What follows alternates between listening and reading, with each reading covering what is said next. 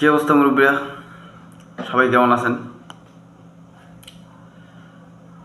আমি আজকে কিছু কথা বলবো যেগুলা বাস্তব কথা আর কি। আর আজকে কথা বলবো হচ্ছে যাদেরকে বিড়িখুর বলা হয়, যারা বিড়ি খায় তাদের নিয়ে কিছু কথা বলবো।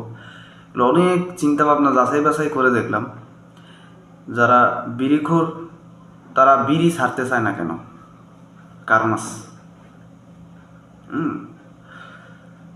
যে মনে করেন, আর বাংলাদেশে দেখবেন 90% পুরুষ বিড়ি খায়, এখন 90%। আর তাদের যে মনের ভাষাটা আর মনের দুঃখটা, সেই জিনিসটা অনেক যাচাই বাছাই, অনেক চিন্তা ভাবনা